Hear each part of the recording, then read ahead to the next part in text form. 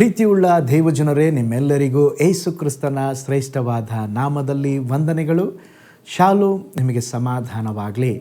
ಈ ದಿನ ದೇವರ ವಾಕ್ಯದ ಧ್ಯಾನಕ್ಕಾಗಿರುವಂಥ ವಿಷಯ ಸಾವಿನ ಬಗ್ಗೆ ಚಿಂತಿಸಬೇಕಿಲ್ಲ. ಅದಕ್ಕೆ ಆಧಾರವಾಗಿ ಲೂಕನ ಬರೆದ ಸುವಾರ್ತೆ 2ನೇ ಅಧ್ಯಾಯ 26ನೇ ವಚನ.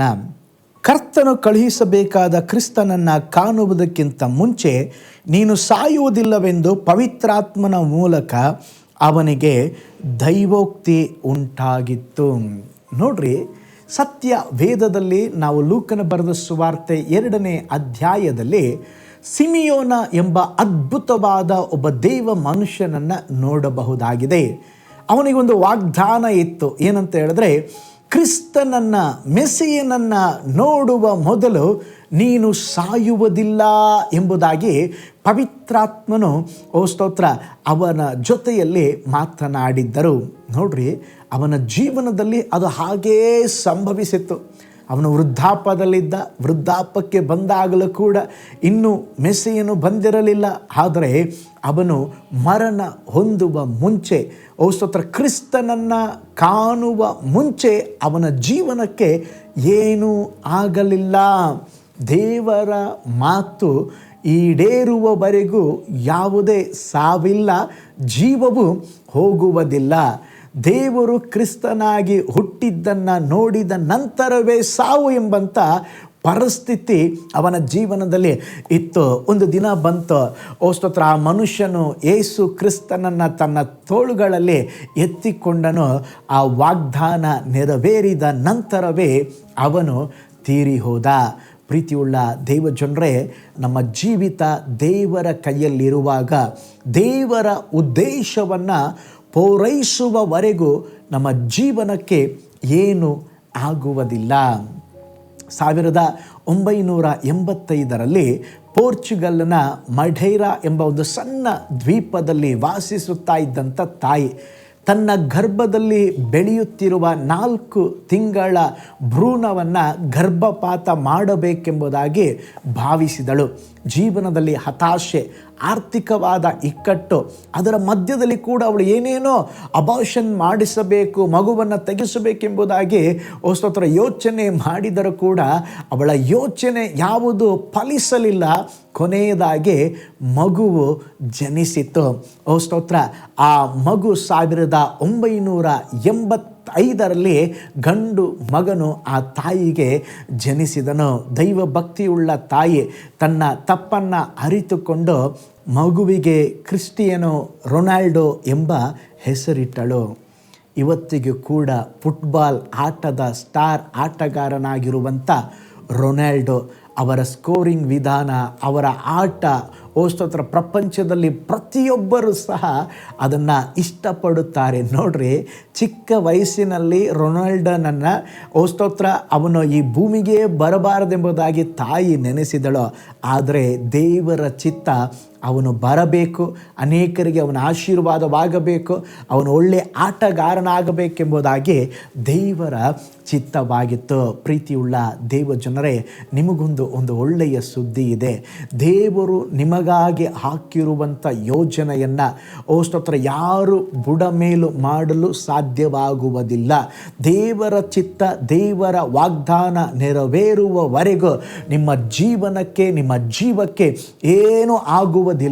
ಸ್ಥಿರವಲ್ಲದ ಈ ಲೋಕದಲ್ಲಿ ಜೀವಕ್ಕೆ ಖಾತರಿ ಇಲ್ಲದ ದಿನಗಳಲ್ಲಿ ಜೀವಿಸುತ್ತಿದ್ದರೂ ನಾವು ಸಾವಿನ ಬಗ್ಗೆ ಚಿಂತಿಸಬೇಕಾಗಿಲ್ಲ.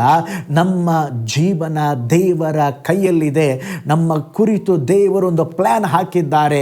ಆ ಪ್ಲ್ಯಾನ್ ನೆರವೇರುವವರೆಗೂ ಸಹ ನಮ್ಮ ಜೀವಕ್ಕೆ ಏನು ಆಗುವುದಿಲ್ಲ. ಆ ಒಂದು ನಂಬಿಕೆಯಿಂದ ಹಲ್ಲೆಲೂಯ. ಸ್ತೋತ್ರ ಕೆಲವರೆಲ್ಲ ಸ್ತೋತ್ರ ಭವಿಷ್ಯ ಹೇಳ್ತಾರೆ. ಭವಿಷ್ಯ ಹೇಳುವವನಿಗೆ ಭವಿಷ್ಯ ಇಲ್ಲ. ಆ ಭವಿಷ್ಯ ಸ್ತೋತ್ರ ನಿಮ್ಮ ಜೀವಿತದ ಕುರಿತಾಗಿ ಸ್ತೋತ್ರ ಡಾಕ್ಟರ್ ಒಂದು ವೇಳೆ ರಿಪೋರ್ಟನ್ನು ಸಹ ಕೊಟ್ಟಿರಬಹುದು. ಡಾಕ್ಟರ್ ರಿಪೋರ್ಟನ್ನು ಸಹ ಬದಲಾಯಿಸಲು ದೇವರಿಂದ ಸಾಧ್ಯ. ಆದುದರಿಂದ ಎಂಥ ಒಂದು ಅನಾರೋಗ್ಯದ ತೊಂದರೆಯಲ್ಲಿದ್ದರೂ, ಭಯದ ತೊಂದರೆಯಲ್ಲಿದ್ದರೂ, ಸಾವಿನ ತೊಂದರೆಯಲ್ಲಿ ಇದ್ದರೂ ಕೂಡ ನಿರುತ್ಸಾಹಗೊಳ್ಳಬೇಡ್ರಿ. ದೇವರ ಮೇಲೆ ಭರವಸೆ ಇಡ್ರಿ. ಸ್ತೋತ್ರ ದೇವರ ಮೇಲೆ ಭರವಸೆ ಇಟ್ಟು, ದೇವರೇ ನನ್ನ ಜೀವಿತದಲ್ಲಿ ಏನು ಚಿತ್ತ ಇಟ್ಟಿದ್ದೀರೋ, ಏನು ಉದ್ದೇಶ ಇಟ್ಟಿದ್ದೀರೋ, ಏನು ಪ್ಲ್ಯಾನ್ ಇಟ್ಟಿದ್ದೀರೋ ಅದು ನೆರವೇರಲಿ ಎಂಬುದಾಗಿ ಹೇಳ್ರೆ ನಿಶ್ಚಯವಾಗಿ ದೇವರು ಅದನ್ನು ನಿಮ್ಮ ಮೂಲಕ ದೇವರು ಸಾಧಿಸುತ್ತಾರೆ. ಕಣ್ಗಳನ್ನು ಮುಚ್ಚೋಣ, ಪ್ರಾರ್ಥಿಸೋಣ. ಕಣ್ಮುಚ್ಚಿ ಹೇಳಿ, ಹಲ್ಲೆಲೂಯಾ. ದೇವರ ಪ್ಲ್ಯಾನ್, ದೇವರ ಚಿತ್ತ, ದೇವರು ಉದ್ದೇಶಿಸಿದ್ದನ್ನು ಆಗುವವರೆಗೂ ನನ್ನ ಜೀವಕ್ಕೆ ಏನು ಆಗುವುದಿಲ್ಲ, ನನ್ನ ಜೀವಕ್ಕೆ ಏನು ಆಗುವುದಿಲ್ಲ. ನಾನು ಬದುಕಿ ದೇವರ ಮಹಿಮೆಗಾಗಿ ಬಾಳುತ್ತೇನೆ, ನಾನು ಬದುಕಿ ದೇವರಿಗೆ ಸಾಕ್ಷಿಯಾಗಿ ಜೀವಿಸುತ್ತೇನೆ. Hallelujah, hallelujah. ಪ್ರಾರ್ಥನೆ ಮಾಡಿಕೊಳ್ಳೋಣ. ಪರಲೋಕದಲ್ಲಿ ವಾಸ ಮಾಡುವ ನಮ್ಮ ತಂದೆಯಾದ ದೇವರೇ, ನೀನು ಒಳ್ಳೆಯ ದೇವರು. ಹಲ್ಲೆಲೂಯಾ. ಕರ್ತನೇ, ನಮ್ಮ ಜೀವಿತದಲ್ಲಿ ನೀನು ಒಂದು ಉದ್ದೇಶವನ್ನು ಇಟ್ಟಿದ್ದೀಯ, ಒಂದು ಪ್ಲ್ಯಾನನ್ನು ಇಟ್ಟಿದ್ದೀಯ. ಅದು ನೆರವೇರುವವರೆಗೂ ನಮಗೇನು ಆಗುವುದಿಲ್ಲ. ಅದಕ್ಕಾಗಿ ನಿಮಗೆ ಸ್ತೋತ್ರ. ನಮ್ಮ ಜೀವಿತದಲ್ಲಿ ಕಾಣಲ್ಪಡುವಂಥ ಬಲಹೀನತೆಗಳು ಸ್ವಾಮಿ, ಭಯಗಳು ಸ್ವಾಮಿ, ನಿರುತ್ಸಾಹಗಳು ನೀಗಿ ಹೋಗಲಿ ಎಂಬುದಾಗಿ ನಾವು ಪ್ರೇಯರ್ ಮಾಡ್ತೇವೆ. ಈ ವಿಡಿಯೋ ವಾಚ್ ಮಾಡಿದ ಪ್ರತಿಯೊಬ್ಬರನ್ನು ಬ್ಲೆಸ್ ಮಾಡ್ರಿ, ಎಲ್ಲ ಕುಟುಂಬಗಳನ್ನು ಆಶೀರ್ವಾದ ಮಾಡ್ರಿ. ಓ ಸ್ತೋತ್ರ. ಆತ್ಮಿಕವಾಗಿ ನಿನ್ನ ಜನರು ಬೆಳೀಲಿಕ್ಕೆ ಸಹಾಯ ಮಾಡ್ರಿ, ಯೇಸುವಿನ ಹೆಸರಿನಲ್ಲಿ ತಂದೆಯೇ, ಆಮೇನ್. Praise the lord. ಕರ್ತನು ನಿಮ್ಮನ್ನು, ನಿಮ್ಮ ಕುಟುಂಬವನ್ನು ಬ್ಲೆಸ್ ಮಾಡಲಿ. ನಿಮ್ಮ ಜೀವನ ದೇವರ ಕೈಯಲ್ಲಿದೆ. ದೇವರ ಪ್ಲ್ಯಾನ್, ಪದ್ಧತಿಗಳು ನಡೆಯುವವರೆಗೂ ನಿಮ್ಮ ಜೀವಕ್ಕೆ ಏನು ಸಂಭವಿಸುವುದಿಲ್ಲ. ನಾಳೆ ಮತ್ತೊಂದು ದೈನಂದಿನ ಜ್ಞಾನದಲ್ಲಿ ನಾನು ನಿಮ್ಮನ್ನು ಸಂಧಿಸ್ತೇನೆ.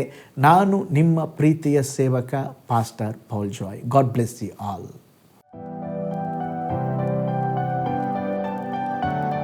ಕರ್ತನಲ್ಲಿ ಪ್ರಿಯರೇ, ಈ ಸಂದೇಶ ಮತ್ತು ಪ್ರಾರ್ಥನೆ ನಿಮಗೆ ಆಶೀರ್ವಾದಕರವಾಗಿದ್ದರೆ, ದೇವರು ನಿಮ್ಮನ್ನು ಪ್ರೇರೇಪಿಸಿದರೆ, ನಂಬಿಕೆಯಿಂದ ಸಾಗುವ ಈ ಸೇವೆಗೆ ನಿಮ್ಮ ಅಮೂಲ್ಯವಾದ ಕಾಣಿಕೆಯನ್ನು ಬಿತ್ತಿರಿ. ಪ್ರೀತಿಯ ದೇವಜನರೇ, ವಾಯ್ಸ್ ಆಫ್ ಹೋಪ್ ಮಿನಿಸ್ಟ್ರಿಯ ವತಿಯಿಂದ ಕೋರಮಂಗಲದಲ್ಲಿ ಪ್ರತಿ ಭಾನುವಾರ ಬೆಳಿಗ್ಗೆ 9:30ಕ್ಕೆ ಕನ್ನಡ ಆರಾಧನೆ ನಡೆಯುತ್ತಿದೆ. ಆತ್ಮಭರಿತವಾದ ಆರಾಧನೆ, ಮನಮುಟ್ಟುವ ಸಾಕ್ಷಿ, ಬಲಪಡಿಸುವ ದೇವ ಸಂದೇಶ. ಬನ್ನಿ, ನಮ್ಮೊಂದಿಗೆ ಭಾಗಿಯಾಗಿ ಕರ್ತನನ್ನು ಆರಾಧಿಸಿರಿ.